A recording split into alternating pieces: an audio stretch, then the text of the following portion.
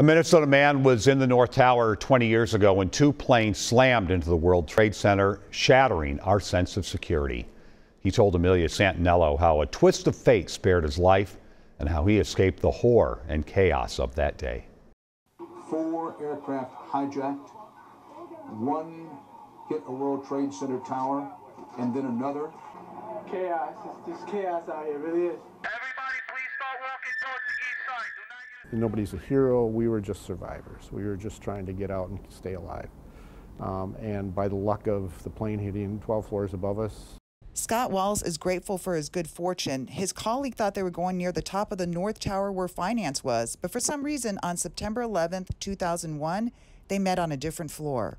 We went up to 63, thank goodness not 90, because none of us would be here today. It's gonna be okay. The Woodbury man and 8 others were together that day. Wallace remembers every moment. Following his son's advice, he wrote it all down in a journal almost immediately. My first thought was, oh my God, the building is going to fall over. And at that point, it was probably 5 to 10 seconds. I could see out see down the hall out these windows, and there was nothing but a shower of debris from above. Then someone shouted, "Get out." The tower swayed. Wallace ran to get his jacket and cell phone, but smoke clouded his vision, so he turned around to go downstairs. When I got in, I looked at the marker on the wall, and it says 63, and I remember thinking, oh, that's a long way, we got to go down. We got down 3 or 4 floors, and you couldn't breathe very well. For a long time, I thought I called it white smoke because it wasn't black smoke, but you couldn't breathe, and it turned out to be the jet fuel fumes that were being pumped into the stairwell because there was a vent about 4 floors down. On the way down, they ran into a man in a wheelchair who refused their offers to help. And he said, oh, no, don't worry about it. The fireman and we practice this all the time. And so we said, okay, and we kept moving, and we found out later he never did get out of the tower. One of the scariest moments was when the stairwell itself began to rock. The concussion from the plane that slammed into the South Tower made the stairs shake. Everybody stopped. We all knew. We said, this isn't good. And we didn't know what had happened yet. So you were still trying to figure out what was going on as you were escaping.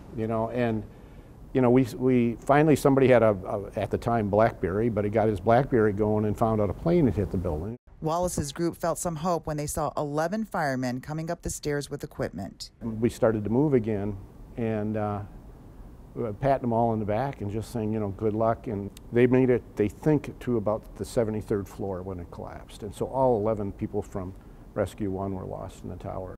Even though they made progress, he and the others were never certain they would make it out. I wasn't never sure that we would until we got, like I said, when I read 10 on the wall, I said, okay, we have a probability of better probability getting out of here. Did you even realize you were thinking that you're not going to?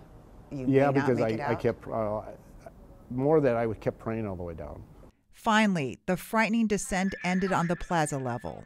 And there was a firewoman there directing us to keep going, don't turn around. And we found out later, she was the last one. They removed her body from the site. She was the last one.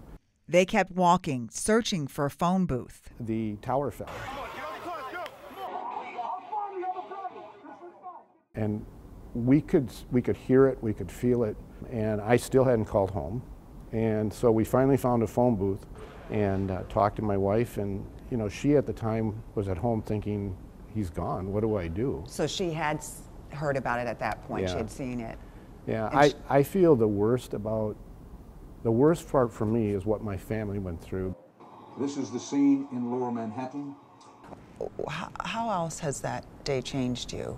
I think personally, and as well as the family, it strips your sense of security away.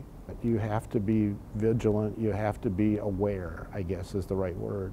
The life-altering experience has made him a piece of living history with a message to share.